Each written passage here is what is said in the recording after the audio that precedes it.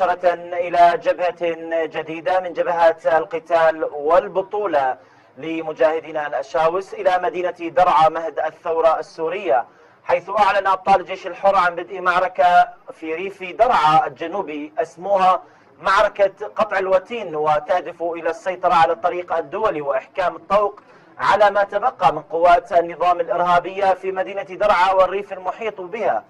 هذا واستهدف الطيران الحربي الغاشم كتيبة الكوبرا المحررة والمجاورة لقرية كحيل، فيما ضرب الطيران المروحي بلدات علمة والصورة والصيدا وعتمان بالبراميل المتفجرة أسفرت عن ارتقاء عدد كبير من الشهداء وسقط عدد آخر من الجرحى.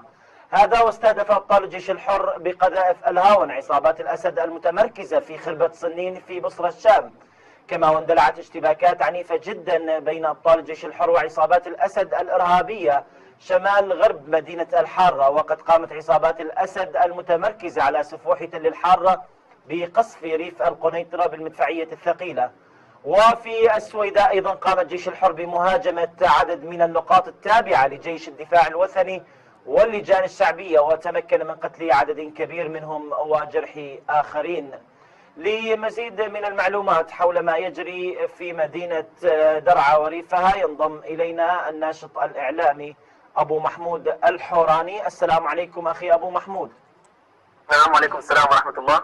أهلا وسهلا بك أخي أبو محمود. نتحدث عن بطولات رائعة وتقدم لأبطال الجيش السوري الحر ومعركة جديدة من المعارك التي تعودنا أن تكون أميز السمات فيها، والعنوان الأبرز هو الانتصار والتحرير. كيف رصدتم لنا أوضاع المجاهدين والصامدين في مدينة درعا لهذا اليوم؟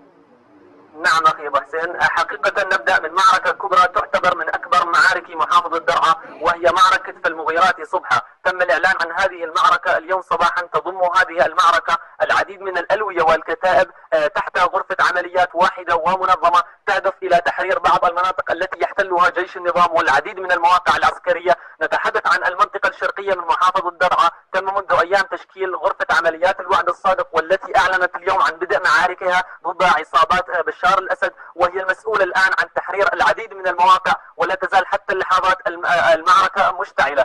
تم اليوم صباحا إعلان معركة قطع الوتين.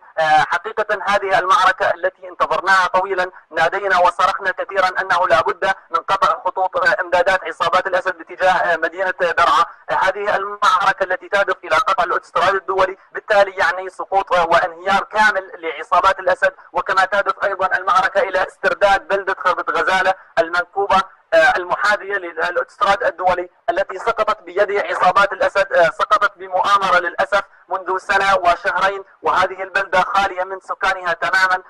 تم تهجير كامل أهلها، منها البالغ عددهم 30,000، والتي قدمت 115 شهيدا منذ بداية الثورة السورية. نبشر الأهالي على منبركم الحر بأنه سيتم استعادة بلدة خربة غزالة والكتيبة ونامر، وبإذن الله سيعود أهلنا المهجرون الذين يعانون من تشردهم في القرى المجاورة ومخيمات اللجوء، والذين لا يعلم بحالهم إلا الله. وبإذن الله سيتم الثأر لدماء الشهداء والأبطال الذين ارتقوا سابقا في محاولات تحرير هذه البلدات. اليوم نفر الجميع، نفر المدني قبل العسكري، معنويات عالية جدا ولله الحمد من أجل استعادة بلدة خربة غزالة، هذه البلدة التي تذكرنا بمعركة جرت مع الفرنسيين منذ زمن طويل. حقيقة أنقل إليكم الآن خبر عاجل: تفجير دبابة لقوات النظام على جبهة خربة غزالة، والمعركة مستمرة حتى تحرير البلدة من رجس العصابة الأسدية بإذن الله.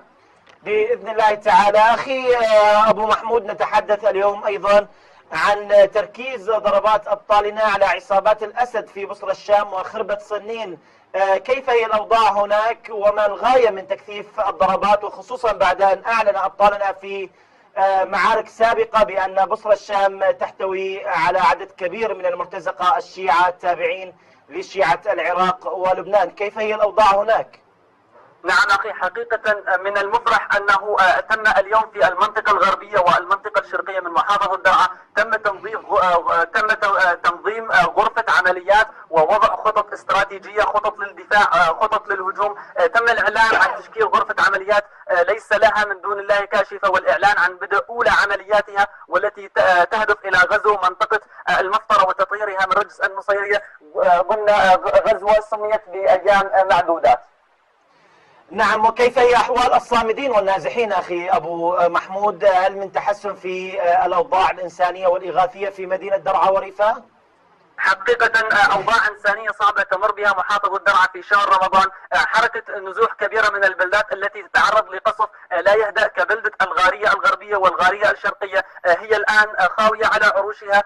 حركة نزوح كبيرة من هذه البلدات باتجاه القرى الشرقية من محافظة درعا. تزداد الأزمة الغذائية خصوصا في المناطق التي تشهد اكتظاظ بأعداد المهجرين. هناك نقص كبير في المواد الغذائية والمشتقات النفطية، كما يستمر انقطاع التيار الكهربائي والاتصالات عن معظم قرى وبلدات محافظة درعا لساعات متواصلة في معظم ساعات النهار. نعم، شكرا جزيلا لك أبو محمود الحوراني، متحدثا من مدينة درعا وريفها عن أهم